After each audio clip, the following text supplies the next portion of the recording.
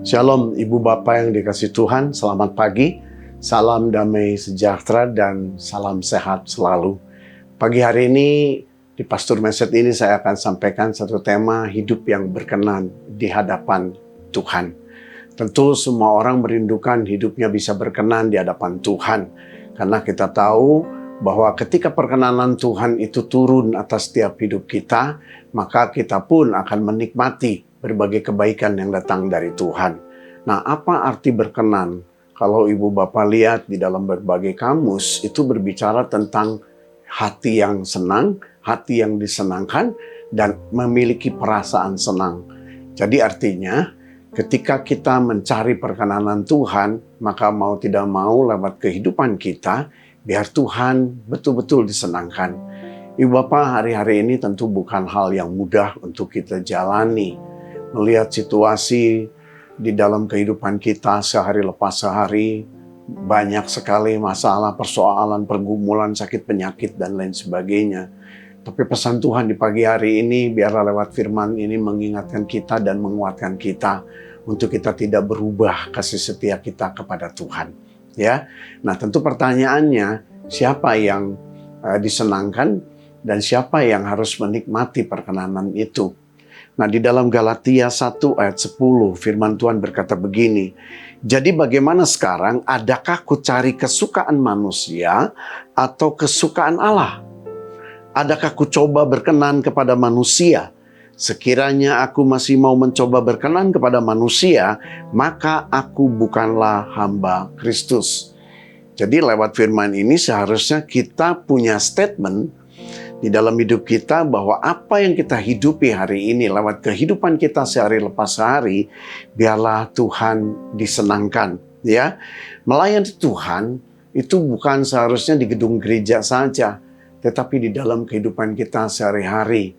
Nah, ada banyak orang berpikir salah ketika dia melayani di gereja, maka pelayanannya begitu baik, pelayanan penuh dengan kasih, tapi begitu dia pulang ke rumah dan hidup sehari-hari sangat jauh berbeda. Tapi yang Tuhan mau tidak seperti itu. Tuhan mau apa yang kita kerjakan di gereja, ya hidup di dalam kasih karunia Tuhan, maka waktu kita juga di dalam hidup sehari-hari, kita tetap menikmati kebaikan Tuhan, sehingga hidup kita juga tidak berubah untuk tetap mengasihi Tuhan. Nah, Ibu Bapak yang dikasihi Tuhan, keteladanan di dalam melayani Tuhan tentu adalah keteladanan bagaimana yang Yesus berikan selama dia ada di muka bumi, bagaimana dia melepaskan ketuhanannya, keilahiannya untuk menjadi seorang hamba yang melayani Bapaknya. Nah, bagi kita seharusnya kita mengerti, untuk kita bisa berkenan di hadapan Tuhan, maka identitas saudara dan saya harus menjadi hamba. Hamba yang menyenangkan hati tuannya, yaitu Yesus Tuhan. Ya, jadi didasari perasaan yang senang, didasari perasaan yang bersuka cita, maka kita sungguh-sungguh di dalam menjalani hidup, berdiri sebagai seorang hamba yang mencari perkenanan Tuhan. Jadi berkenan di sini bukan hanya Tuhan saja yang disenangkan, tapi waktu kita menjalani, kita juga memiliki perasaan enjoy, memiliki perasaan yang senang, membuat kita akan memiliki sebuah hubungan yang baik, benar, dan harmonis dengan Tuhan.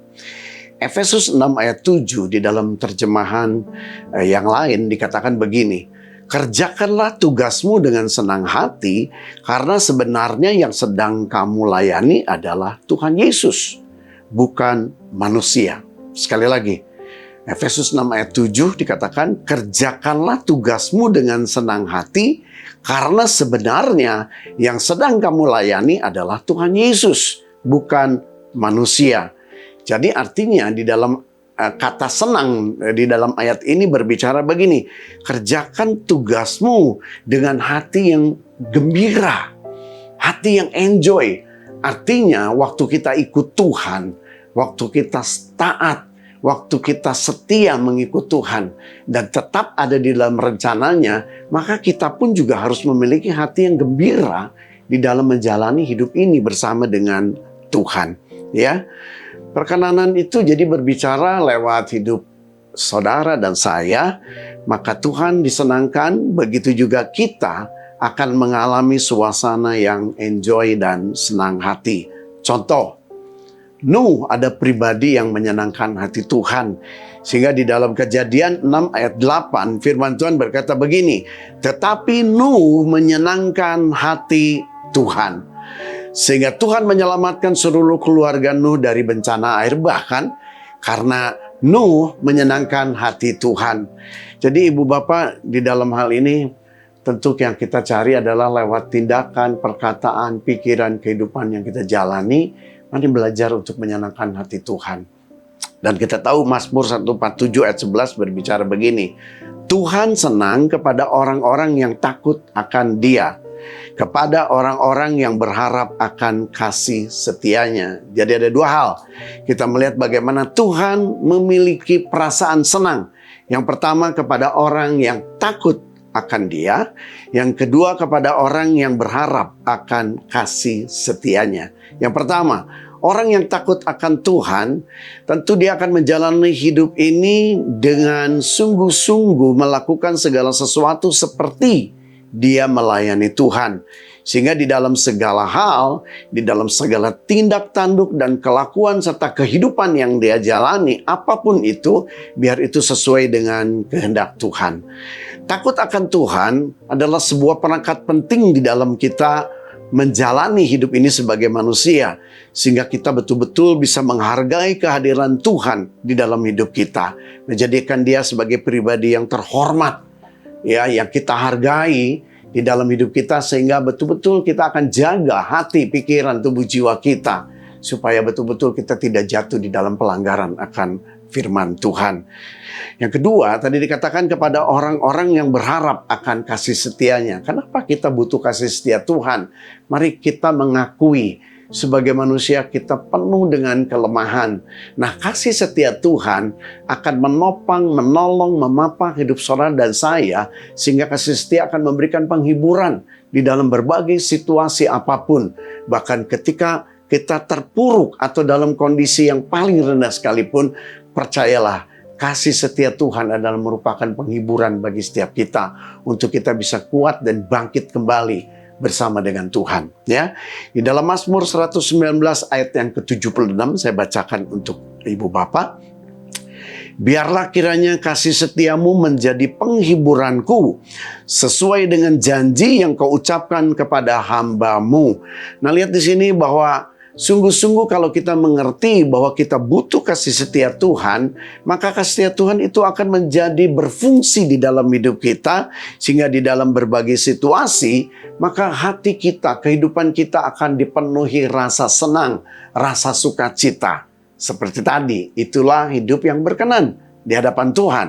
Ada perasaan enjoy mengikut Tuhan. Walaupun dalam suasana, mungkin situasi secara manusia tidak memungkinkan kita senang. Tapi kasih setia Tuhan akan menopang teman-teman, akan memberikan penghiburan untuk kita tetap di dalam kondisi enjoy dan suka hati. Kasih setia Tuhan tidak pernah gagal dan selalu memberikan kekuatan bagi kita untuk kita bisa berdamai dengan keadaan kita. Ya, kasih setia Tuhan juga akan memberikan penghiburan pada saat kita mengalami yang namanya mungkin putus asa, kecewa, ya. Kemudian juga mungkin dalam saat kita kesepian, maka kita percaya Tuhan tidak pernah meninggalkan kita. Nah, untuk itu kesimpulannya, ibu bapak yang dikasihi Tuhan, mari kita jalani hidup di dalam kesetiaan dan keteguhan mengikut Tuhan dengan senang hati, yang dipenuhi dengan rasa senang dan enjoy, karena Tuhan juga senang dengan saudara dan saya yang berdiri sebagai hamba-Nya yang menyenangkan hati Tuhan. Jadi ingat, hidup yang berkenan di hadapan Tuhan itu adalah hidup yang menjalani kehidupan dengan biasa, normal, dan melewat tindak tanduk kehidupan kita, Tuhan disenangkan. Tapi waktu kita jalani hidup sesuai dengan rencana Tuhan, hati kita juga menjalaninya dengan penuh rasa senang dan enjoy. Karena Tuhan memberikan rencana yang sempurna di dalam hidup kita. Jadi apapun keadaan saudara, apapun situasi yang sedang saudara alami, percayalah Tuhan Yesus itu baik. Amin. Terima kasih, selamat pagi, Tuhan Yesus memberkati.